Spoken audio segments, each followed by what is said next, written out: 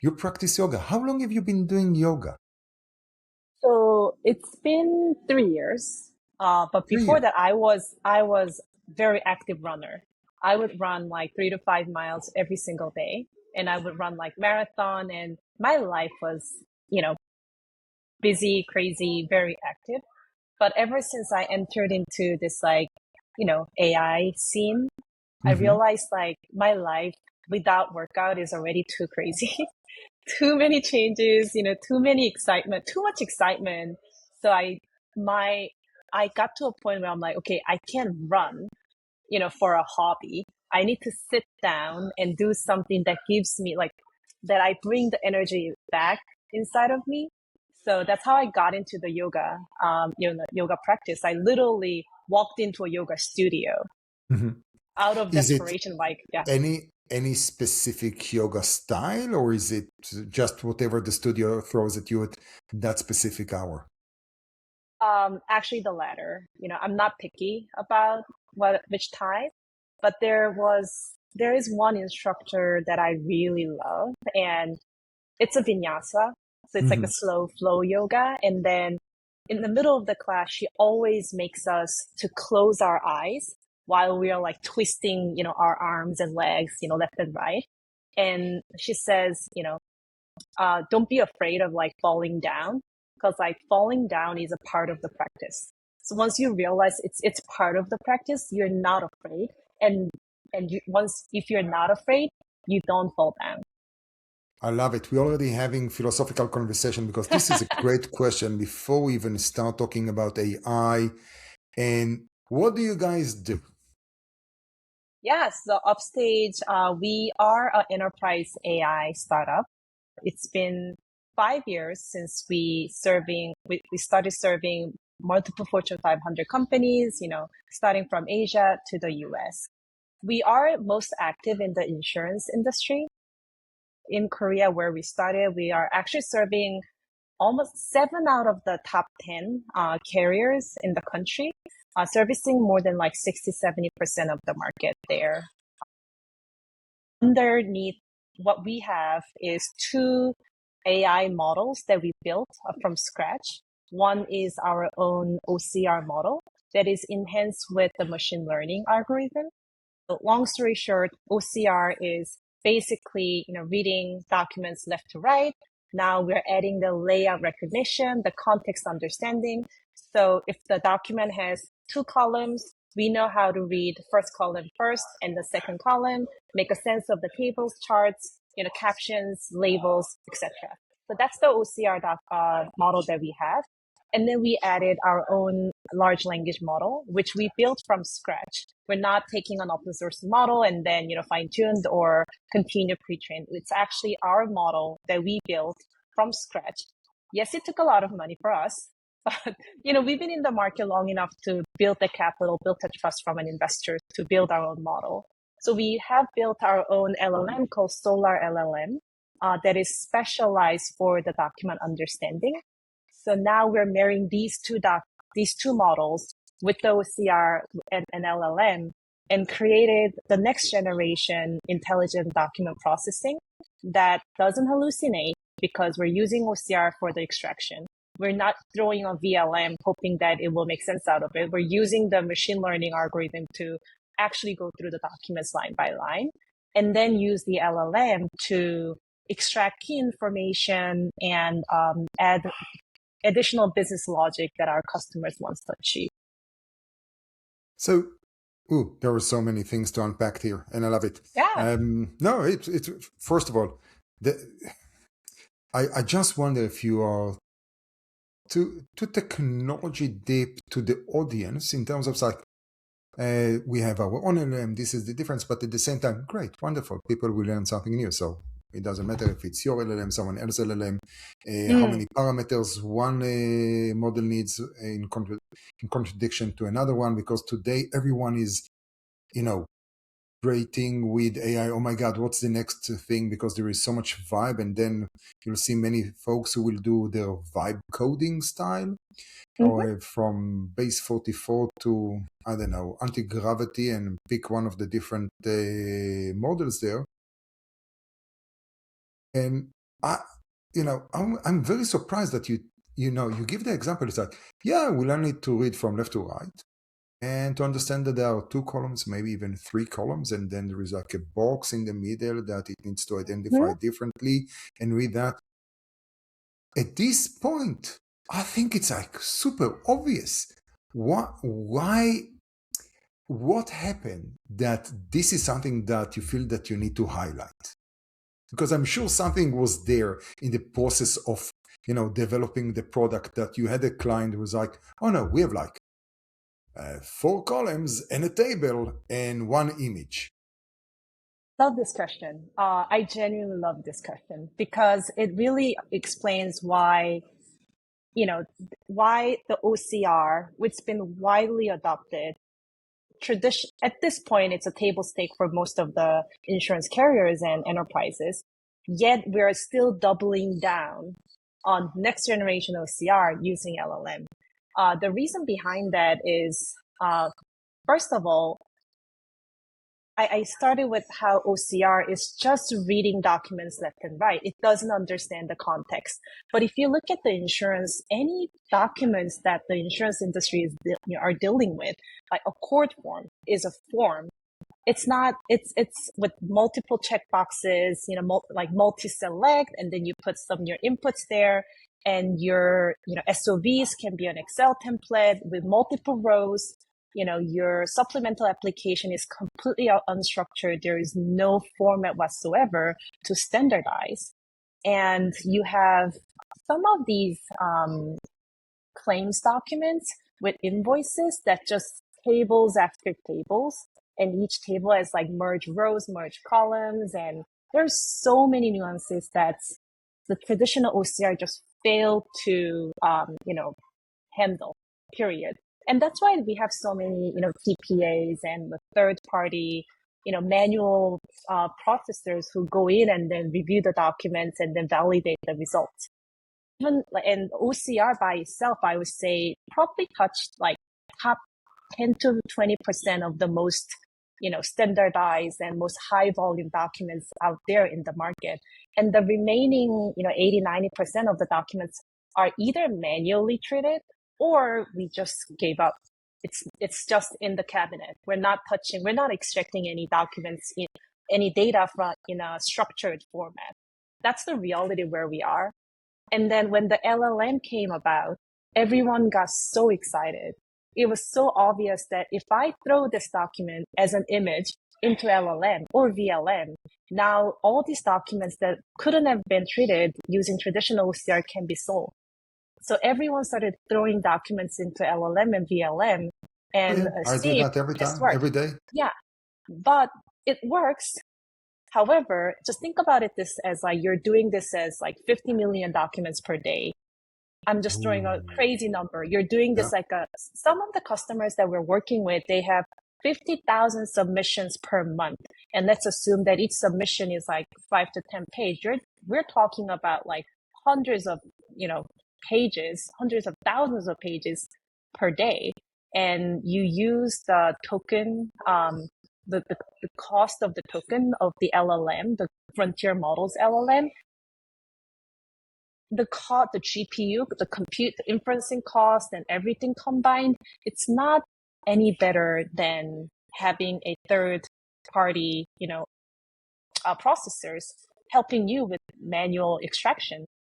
And granted, that third party, partner vendor that you're using is guaranteeing the accuracy because they are literally going in and fixing it. So we're in this like there's a gap in the market where OCR fails to meet the demand, and the existing LLM is good, but it's expensive and it hallucinates. So that's where we see a very clear opportunity as someone who started with the OCR but also have an LLM capability. That what happens if we dumb it down the LLM, to be honest, from a frontier model, we don't need to solve the Netflix universe, right? We're just solving document process. Let's dumb it down, be really good at document reading, make it cheaper, faster, efficient, and then marrying that with OCR, like what can we achieve? And that's where we see a very it's a sweet spot and it's a low hanging fruit for the industry. And that's why I opened up as like, we are the perfect marriage between OCR and LLM. I love it. It's so many people are now trying to boil the ocean, while Mm-hmm. instead of like, let's focus on one specific problem, here's the solution. Because frankly, when I think about it, I take my own little anecdotal example. It's like, yeah, I upload, I don't know, 10 pages, images, PDFs to ChatGPT, Claude, whatever that may be. Let it run. It tells me perfectly what's there. And then it's like, oh, you actually made a mistake. Take another look because there is an image inside the presentation. And then take another look at what was it? Slide 5. Go, oh, you're absolutely correct. I misread it. Here's the correction. So I need to do my own QA on that part, right? Mm-hmm. And it's so smart. And it's like, yeah, well, listen, you just finished all your tokens, and if you want more, you need to pay more, or just wait until I don't know, what was it? What was the last one? I got like something weird from Gemini. It's like, I'll see you in like 100 and something hours. It's like, are you kidding me? I have You maxed max. out really bad. Yeah. I have like I Yeah. have a few pros, I have a few max, I have whatever that may be, because each one is doing a different job, or is Mm-hmm. better at his job. And here you come with a solution that we've seen in different permutations already in the insurance industry. I think that what's it, guys? They did a nice exit recently. Something owl, blue owl, not blue owl, something owl. Um, Also, but their job is to read medical forms. A digital owl, I think. Digital owl. Yeah, I should know Yes. the brothers. I actually helped them at the beginning when Yeah. they started here in Accelerate, in one of the Infusion LA, which is back then it was an accelerator. Now they are a full fund here in Los Angeles, and I met them for coffee in Westwood. The Mann brothers, Yuval and Tal Mann, I think Tal, Yuval for sure. They've done well. Did they exit or just raise a very large I think round? they actually raised a pretty good round Yeah, recently. maybe it Yeah. was the big Yeah, round they're that doing well. in They're on the my claims side. Yeah. yes, Mm-hmm. medical and stuff like that, many benefits, or workers' comp. Yeah, most likely it's medical for workers' comp. But putting all that aside and going back to talk about your company, so you do the OCR, you understand the structure, you understand that the gap, because hey, you don't want to spend so much money, because at the end of the day, hey, just hire 2 people who go through that, or outsource it to someone who will look at those images, PDFs, whatever that may be, and people make mistakes as well. And you say, oh, this is our opportunity. And that's what you're setting. So OCR, then what? Because you haven't stopped only in insurance and doing smart OCR. Yeah. So we're actually seeing, I think there are two directions that we are pushing for. One is, if you remember what I just said, like so far the insurance industry only touched like 20% of the documents or the data in the entire document universe that they're dealing with. So with our product, we're pushing for what about the rest of 80% that you haven't touched? Like what kind of data do you have in there that you can use to improve your service, improve your product offering, or come up with your new product line? So Okay. that is one line of the discussion that we have with the customers very actively. For example, there is one carrier.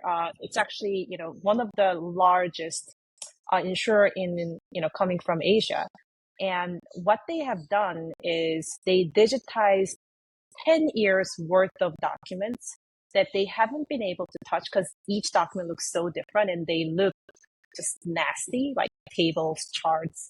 It's like it's very ugly, and they just couldn't think of what to do with it. So it was just sitting in their database, sitting in their document cabinet, and we helped them digitize the whole thing. Over I would say like over 1 month. But what they did is they they adopted our technology to do their claims processing real time.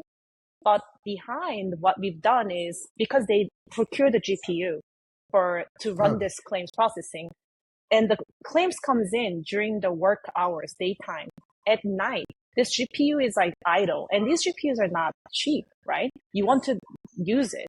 So what we've done is like during the daytime, you run the incoming claims documents. At night, let's go back to what you have in the document cabinet and then digitize the whole thing. Interesting. And then what they've gone through, the receipts, the prescription, like all these documents that their customers attached with their claim submission, and then discovered a lot of interesting data points where to the level of details that if a patient goes to this hospital, this doctor, the chances of them getting early diagnosis of a breast cancer is 10% higher. Like we can get to that level of details because they have 10 years of record of, claim submission. So all that to say, with this information, they were able to come up with 2 supplemental health plans. One was specifically for the breast cancer for women and a colon cancer for men. Because these 2 cancer, they look back and they realize there's a very clear way to get to an early diagnosis. They see it from the data pattern. And then they also know that this is a big market that is not covered properly with the existing health plan. So this is like what you can do if like a one step better OCR can literally help you not just cut the cost, but also open up the whole new line of business and revenue opportunities. So that's like one direction, that very clear pattern that we see amongst our customers. I'm sorry that I'm taking us off track here, but I just wonder if I'm sure that there is a startup that is doing like GPU on demand and GPU optimization that knows that you have all kinds of free GPUs that are idle and go like, hey, can I use that GPU? And here are a few dollars for you for doing that. Sorry, sidetrack, but it's one of those things that's like, you have the assets, why don't you use them? And especially, I'm sure that Amazon have like cabinets. They have racks of AWS. It's like on demand. I think they already have some sort of a quantum on demand, but that's a different topic. They do have on demand, but you typically if you want to secure at the lowest rate, you secure the GPU as like 24/7. Not on demand. On demand is always more expensive than like a spot pricing is always more expensive than reserved pricing. So typically these enterprise customers have the reserved, GPUs, and a lot of time what we do see that the utilization is not always at the most optimal level, to be honest. Now, another off topic, you started by, OCR reads left to right. You started in Korea. Is Korean written left to right? Or up down? Same. No, that's exactly the same as English. Yeah. So who was from top to bottom? Was that Chinese? Japanese, like traditional Japanese, but nowadays everyone is left to right. Yeah. Yeah. Except for Arabic, I think. Yeah. So Arabic and Hebrew are right to left. Yeah. So the rest are left to right. Anyone else right to left? No, I don't think so. But yeah. Okay. After we talked about those stuff, so you guys started in Korea. The 3 founders, 4 founders? 3 founders. 3 founders. You're the head of the US operations. But your career, you actually started in venture, which usually we need to ask the question, it's like, what happened that you decided to move? Because I think that I covered almost everything. I never worked for the VC, but almost launched one. But I think that I covered all the bases, from entrepreneur, enterprise, investment banking, angel investor, everything that I could do. And you always know that there is a trade-off, and the grass is never greener on the other side. You think it is, but most definitely it's not. But that's my humble observation. What happened that from a VC, you decided, I'm moving to operation and we'll have this startup, their operations in the US? Right, right. Thanks for asking that. I do ask that question to myself, and at night, like, what have I done? But I do need to trace back why did I get into the venture capital to begin with. Okay. So I started my career at Tesla in corporate finance. And then I moved on to Facebook, now Meta. And there I did a capital strategy, like looking into, where as a company invest. By the way, side joke, that was like 2018, 19. And we were already buying a lot of NVIDIA GPU to build a data center at Facebook. And I was buying them. I never thought of getting NVIDIA, stocks. So I'm kicking myself. But anyways, that's a side joke. Yeah, we So all anyways, have that moment in life. Yes. yeah. But funny thing is, during that time, I was really into, a startup, like, being a founder. The reason behind that is, I went through the hyper growth with Tesla. The company was like completely chaotic, but it was like massive growth. I joined when we were just designing Model 3, and I left when we were pumping out Model 3 across the globe. And every quarter was like crazy growth. It was so chaotic, but it was so exciting. And I learned so much. And I wanted to be even earlier. So I got into this, this startup, fever. And at Facebook, I look around and everyone around me is extremely smart and they are all like leaving the company and starting their own startup. And that's around like 2019, 2020, when the data science and data, engineering was like the most sexy thing. So a lot of my engineers and software engineers and data scientist friends are leaving and starting like no code data science, like machine learning startups and all of that. And as much as I wanted to join the journey, I had a lot of, personal issues that I have to go through to get to that level of confidence in myself. So what I did instead was I started doing angel investment. I formed a small like syndicate of the employees and alumni within the Facebook community. Mm-hmm. And then, we're just like $1,000, like few $100,000 to each other, and then investing into our colleagues who are leaving the company and starting their own journey. And my whole intention across was I want to learn how this works. And I'm going to bet on my friends who are, I think, much smarter than me. And let's see how they turn out like a year later, 2 years later. Like, can I learn what is the most efficient way for me to learn was angel investment. And that angel investment portfolio grew. And then that angel investment community grew. And that got me to venture capital because at that point, I was debating, should I start a fund myself, given the deal flow that I have, given the track record that I built. But at that point, I had an opportunity to join the venture capital fund called Primasaje, which is like a YC of Korea. And they wanted me to lead the US market, like start the fund and then investing into exciting, founders in the US, and had all the infrastructure built around to support me. So I joined there. But I looking back, it's a long answer, but looking back, I think my intention has always been, I want to figure out how this startup works. And as much as ambitious as I am, I'm also very risk calculated. Given my background in finance, I am not going to take a blind bet.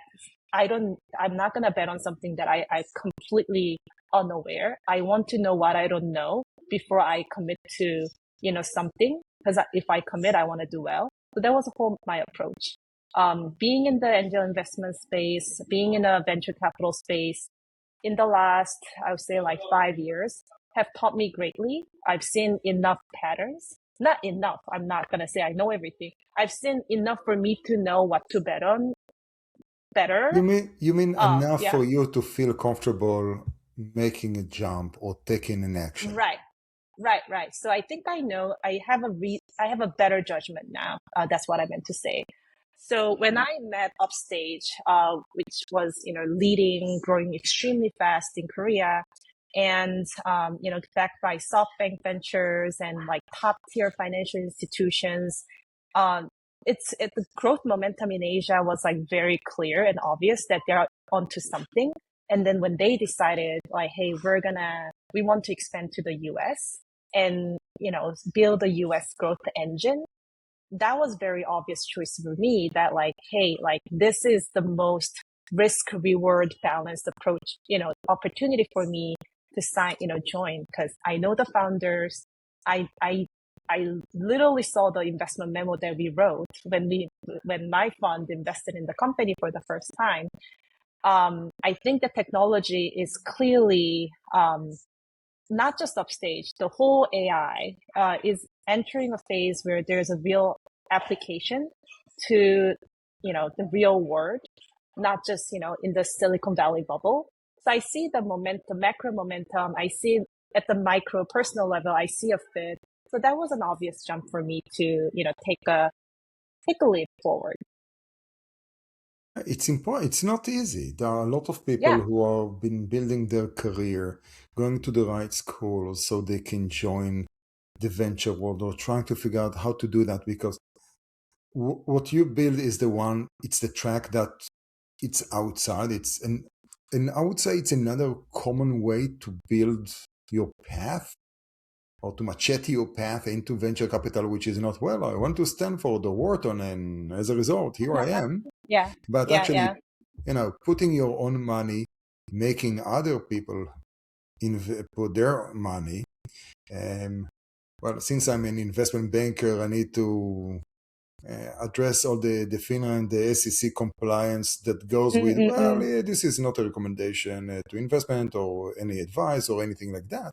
Especially when I look at all kinds of minute, I'll call it uh, problems or potential problems when you do angel investments or angel syndication, because there are a few challenges in the Reg D space for that, but at the same time, it's so small. No one really cares. I don't think that people care about that much. But still, the laws and the regulation are there to protect the investors. And people Mm-hmm. remember, it's to protect the investors, not to protect the Details. founders. Yeah. Yeah. Yeah, Yeah. again, the SEC and the exchange laws from 34 and 33, which were written in blood from the Big Depression. But going back to our conversation, which is amazing journey, and now you're doing that. So what's the plan in the US? How much the company, how much capital did you raise so far? Ooh, we have raised about 150 million so 150. far. Mhm. Yeah. And And 5 years.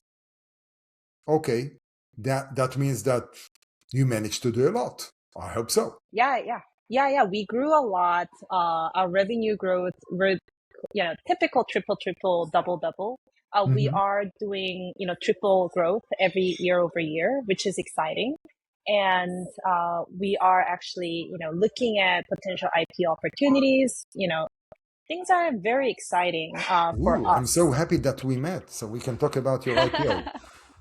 Yeah. Because So, that's what we do. Yes. Okay. oh, amazing. Yes, we will get the camera off and talk about it. Yeah. But yeah, so things are moving extremely fast. And in the US market, particularly, it's a massive market, right? Because now we have the LLM capabilities as well, and we built the trust and relationship with our OCR product. We are seeing a very clear pattern where our product is like growing within the existing customer base. And we're seeing new opportunities, new use cases that are not just the document extraction, but also, hey, can you classify? Can you flag risk? Can you summarize with a structured format that our database needs? So the application of our technology is like growing very fast, and all of us, are looking at how to automate this in the most human human-led agentic ways to balance the human and the AI collaboration. So those things are very exciting to us right now. No, I love it, and I love the fact that you use the human, and we kind of talked about the hallucination a few times. Well, we mentioned hallucination and that stuff, and actually have yet another something to derail us.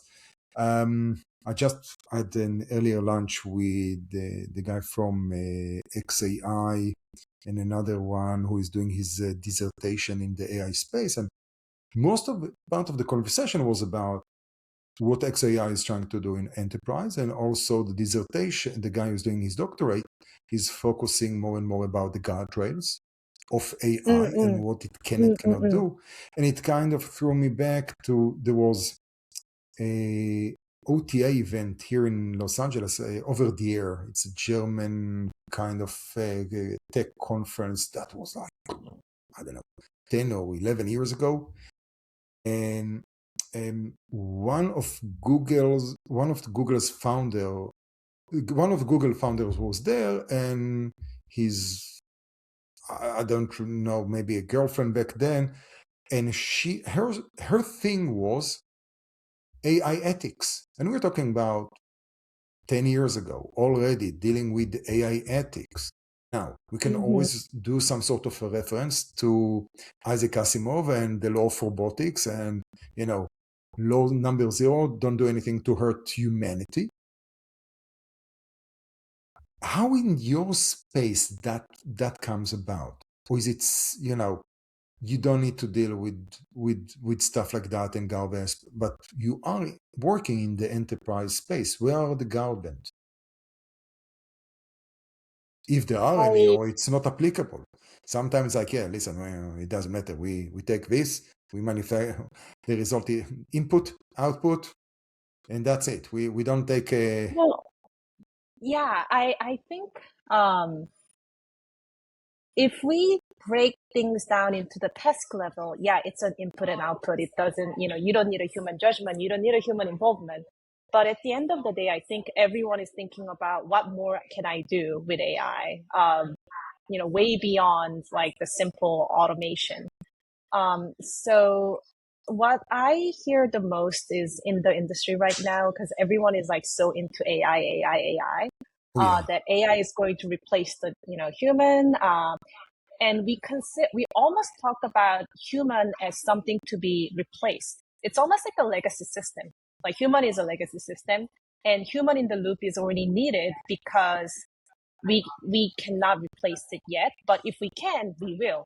That's sort of the core narrative that I hear, especially like living in the Bay Area. Like we're already thinking about, agent to agent, everything. Like humans are not going to be needed. But when we look into the enterprise space, it's never about automation. It's who's making the decision, who's accountable with this decision. And that I don't think agent is anywhere close to it. Like, because agent is not a legal entity. It cannot be responsible for the decision that it made. So almost we have to think about as human is the decision maker, and AI is a tool to get to that decision. And for this, we do need a guardrail. We do need a governance framework, and we need an orchestration of all these AI human collaboration at the core of the product design to enable this communication as efficient as possible. So some products that I see in the market, they are so confident you can automate the end-to-end. You don't need human approval. I'm going to show you the perfect output, and all you need to do is like look at it and be amazed. And then you do like 5 runs later, 6 runs later. I'm not going to quote the exact company name, but I heard one of the major carrier adopted an AI underwriting workbench, which automate the whole, ingestion, triage, submission, and all review and all that. The 5th time the underwriters see a result being severely hallucinated, it loses the trust right there, right then. And she stops using. She is not looking back because like her job is at risk. And this is even if the first 4 runs or first 5 runs gave her a perfect outcome, if it hallucinates like one time, but just once, it just ruins the trust relationship. And I think it's at the end of the day, it's because she doesn't know who to call. Like she doesn't know who to call and say, hey, this result is wrong. Like, what am I going to do? Who's going to answer to my question? So I think for that Another reason, agent. yeah. And like, have you ever been to Vegas lately? The hotels? Uh, last time was for InsurTech Connect, so that was in October. Okay. I don't Yeah, know which hotel you stayed, but the hotel that I stayed, Delano. Yeah. it was the call concierge was like 100% AI. No kidding. Yeah, I felt really Oh, cold at night. I felt really cold. So I called, picked up my phone and say like, hey, I clicked the concierge. It's like, hi, can I get more extra blanket? And then it's like, hi, let me connect you to the room service. And the room service never picks up. I do the same pattern 5 times only to realize there is no way that I can escape this, this route. So I ended up, it was like a huge, massive hotel. So I ended up going all the way down to the lobby, have an actual human, and I said, can I please get a real blanket? And that was like, that experience is happening everywhere. So to go back to your question, I think ethics is important, governance is important. It's because especially industries like insurance, trust and accountability is the core reason why we exist as an industry. And we cannot compromise the core value of what we offer um, with just by AI yet. And I don't think that will be the case in any time soon because humans created this industry and this society. We're getting too philosophical, but you know where I'm heading. no, it's great to get philosophical. But, people who listen to this, the audience, they hear yeah, they're already recognizing a certain pattern, and sometimes we need to add a little bit of philosophy. It cannot be just, Q&A. It's like, tell me about your product. Thank you very much. And now tell me about your background. Oh, wonderful, wonderful, wonderful. How are you compared to your competitor? Great, great, great. So are you using ChatGPT or are you using Gemini? Wonderful, great. So let me see. Question number 5. Now we need to add a little bit more seasoning and something that will be a little bit more interesting, some sort of a dressing into it.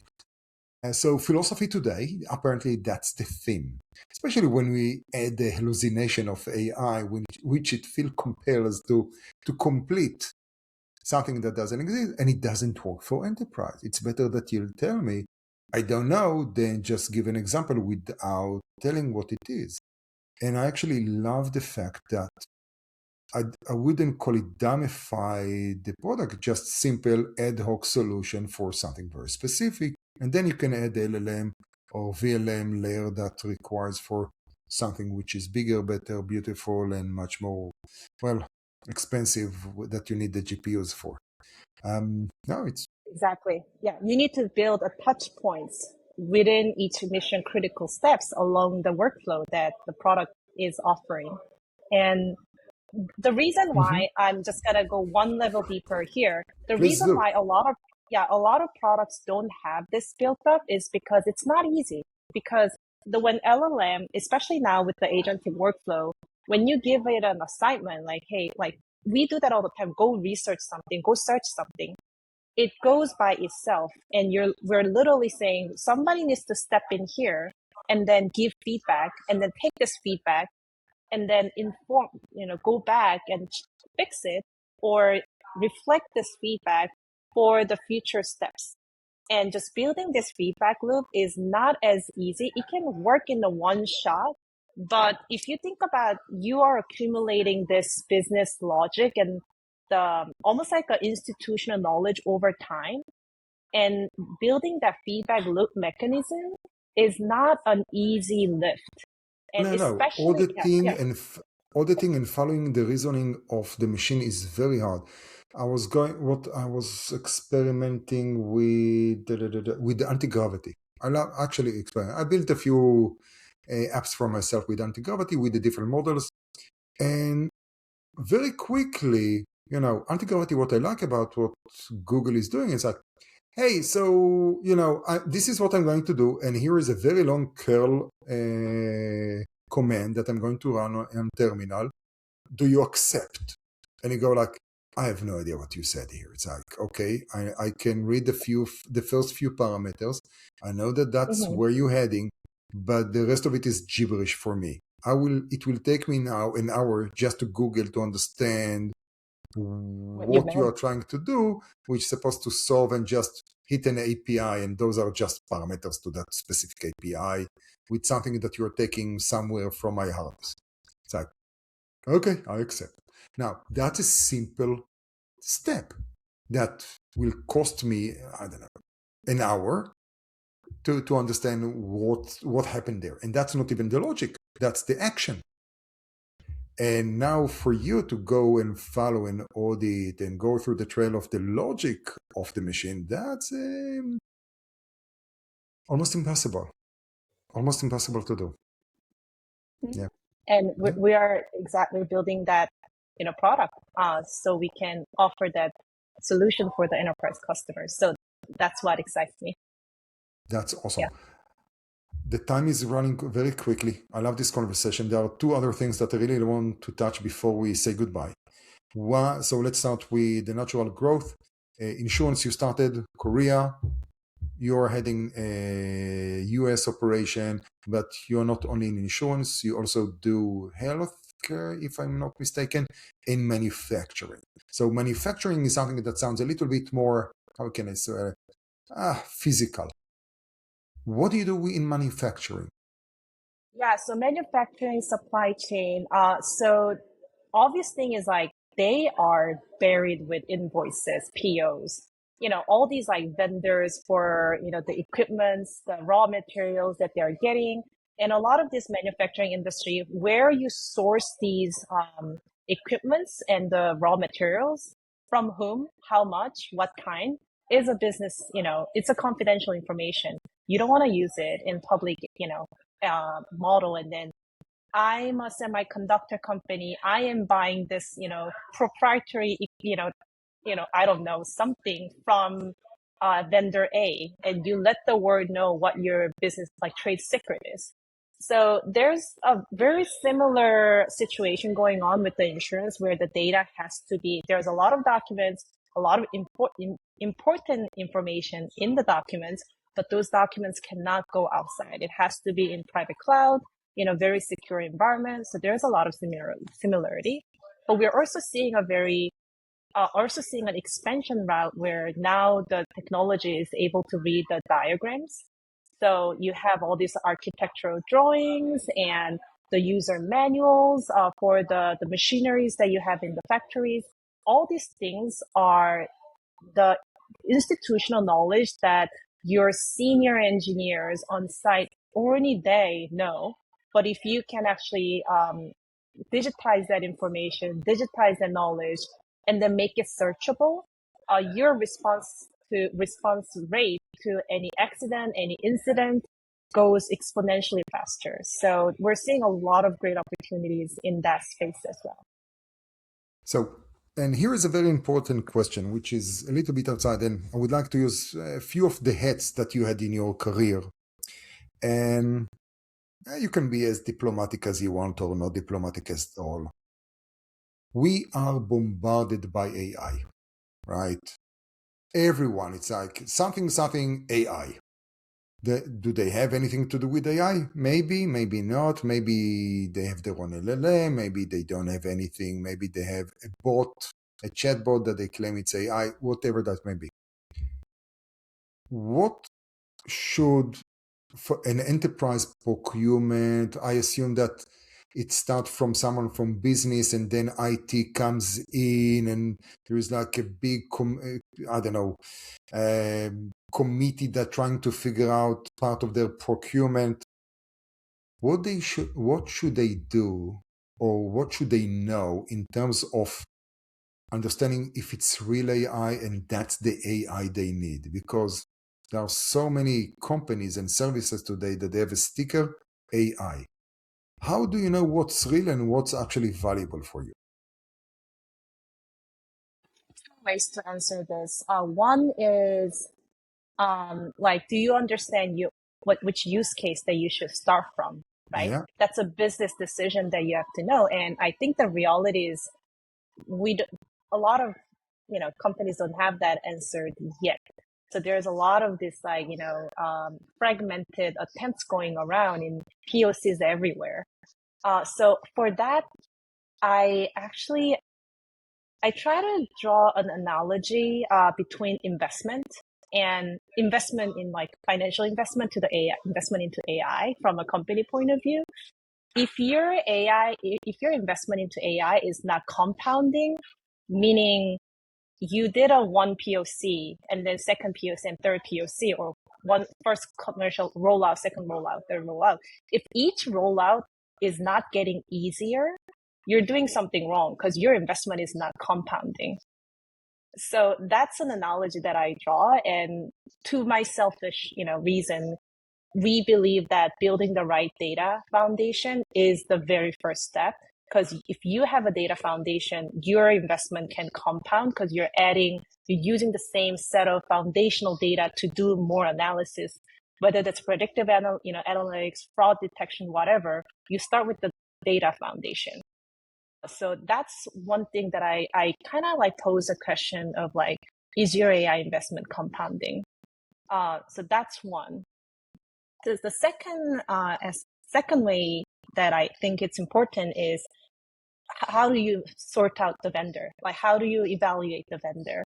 And on that point, once you know what you want from a business use case side, how do you qualify a vendor? I think one thing really important to acknowledge right now is this technology is still evolving. It's still, changing so fast. It's improving. There's a lot of gaps. There are a lot of things that we need to figure it out. So whether the team has a foundational understanding for the technology and they have an ownership into that foundation is mission critical. Because if they're just wrapping around an existing like AI and saying, hey, you can prompt it, we give you the answer. If the answer is not good enough, there's not much they can do to fix that answer because that model, they don't own it.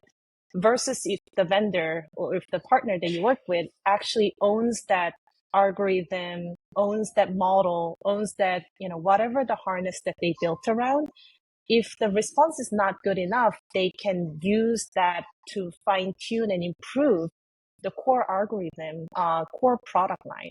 And that way it can actually mature to the point that it is enterprise ready. So I would really question how much proprietary technology that these companies have. Amazing. Fantastic. Kasey, thank have. you very, very, very, very much for joining me today. It was a pleasure Yeah, chatting with you. likewise. Yeah, Wonderful. this was fun. Thank you so much.